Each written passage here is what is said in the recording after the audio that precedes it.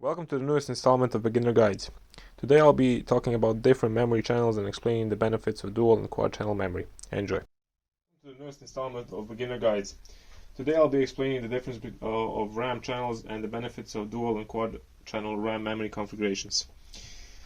On the test bench in front of me, I'll be explaining how to install dual and quad channel in the setup. The RAM I'll be using as an example is 2133 MHz DDR4 memory on 16 GB of RAM as an example.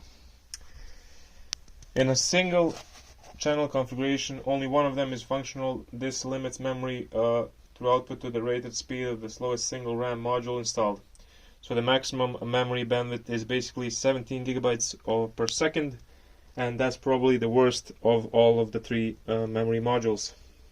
Right now, since I explained single channel memory and it's basically what it is, I'm gonna teach you now how to put the single memory slot into the motherboard. So get one slot of the RAM, basically all motherboards to the 24-pin connector here on the right side.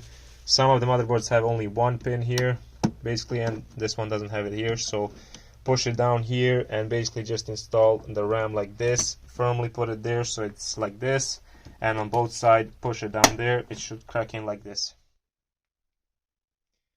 So basically, since I explained how single channel works, right now I'm going to be talking about the dual channel. That basically means with two memory slots are being used, so that means basically dual channel, two memory modules are being used. So the single slot channel has a maximum speed of 17 GB per second, and the dual channel has 34 GB per second, so that means basically double the bandwidth of single channel memory, and dual memory channel is basically the standard in the world for basically every PC. Not exclusively for gaming, but the usual part. Okay, so right now I'm going to be explaining to you how to basically put in dual channel. This is the most trickiest part of PC guides. Not the trickiest, but for beginners they usually get kind of confused at this part. So the single channel memory is right here. You do not put it, every beginner will probably try to put it right next to the other one, but that's a mistake. If you want dual channel memory, you have to put it on the first and the third, because that's how the motherboard is wired. So basically get the put the third pin here and basically just put it like you did the first one. So just install it firmly here, nothing way to force, and just click it right there. Okay, so right now, since we've installed dual channel, basically what I'm going to try to explain to you also is how to install quad channel memory. So basically, quad channel memory means that 4 modules of the RAM are being used and 4 speeds are being used combined, basically to fulfill your PC's performance. Quad channel is usually the golden standard for gaming and high-task PCs, basically work computers and everything else.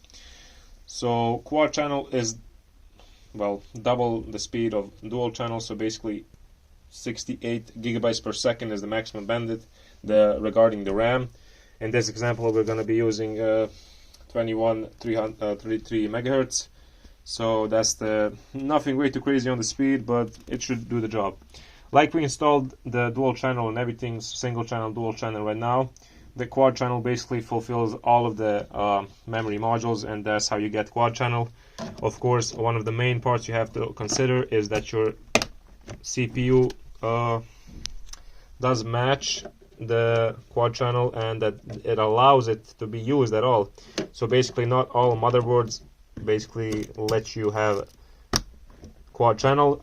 Some motherboards basically do not accept quad channel, only dual channel at certain speeds, certain RAMs, and basically that you have to test that before putting it into it. If you use more memory that you should, example, more memory speed, the CPU and the motherboard are going to automatically put it to the speed that it supports. So basically if you have 3200 MHz RAM and the motherboard only supports 2800, it's not going to be using 32, so it's only going to be using 28.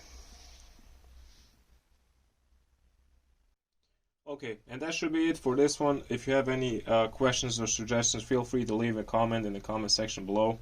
Thank you for watching this simple explanation of different memory channels and the benefits of them. Tune in for more. Thank you.